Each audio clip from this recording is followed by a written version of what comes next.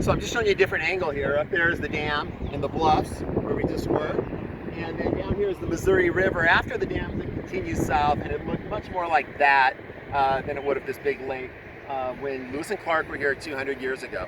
So on August 29th then, or I'm sorry, on August 30th, 10 o'clock that morning, the Indians started making their way across the river.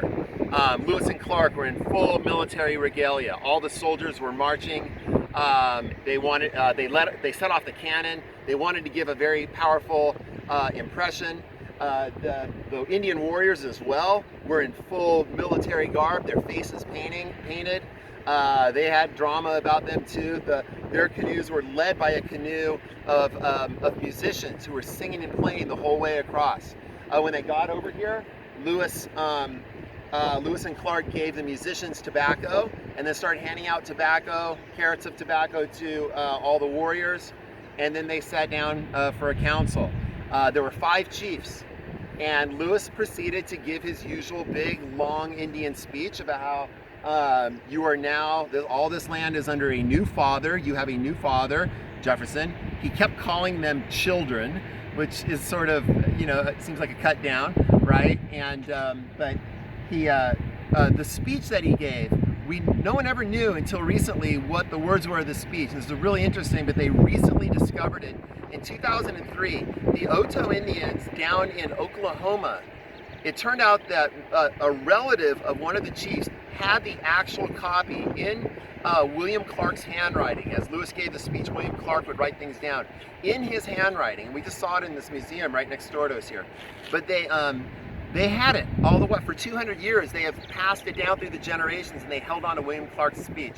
And they now gave it over to the U.S. government, and I don't know where the actual copy, we saw a copy of the copy, but we now know exactly what Meriwether Lewis said to the Indians on that day. And it was this big, long speech, and he gave each of the 5 chiefs medals, but then he gave the one chief who he thought was in charge, the big chief, he gave him a red lace military coat, a military hat, gave him an American flag, and acted as if he was the chief in charge, basically placed him in charge.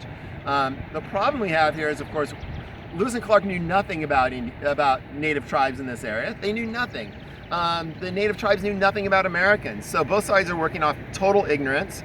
And so for them to just assume that this guy was in charge, they're just making these wild guesses, right? But anyhow, he told them everything he had to tell them. They said they needed to think about this whole situation for a while, right? They're going to come under this new government and try to be incorporated into this trade network now. Make peace with their neighbors, which is what Lewis and Clark asked them to do. Be peaceful with everyone around here and stop waging war, which was very difficult for them to do because that's how young men prove themselves, is in battle or on a buffalo hunt. And that's how they chose their next chiefs. So part of their culture was to always be at war. But Lewis and Clark didn't know anything like this. He thought, hey, you guys can make some money if you just lay down your weapons and trade. But so they took some time to think about it, and then in the evening at dusk, they had a campfire going, and the Indians roared into the campfire in full paint and dancing and singing around the campfire, and they were singing songs about victories in battle and on the hunt, all interpreted through Dorian.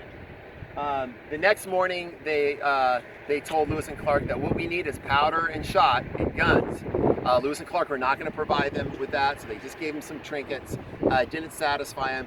But the Yankton Sioux did agree to, and Lewis and Clark, did agree to allow Dorian to stay with them for the winter.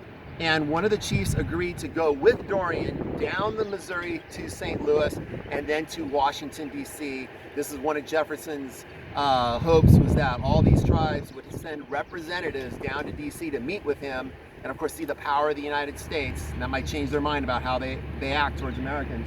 And they agreed to do that, to send somebody down. And then the council ended. This is on August 30th. The city across there is Yankton, South Dakota. That's where we are. All right, good.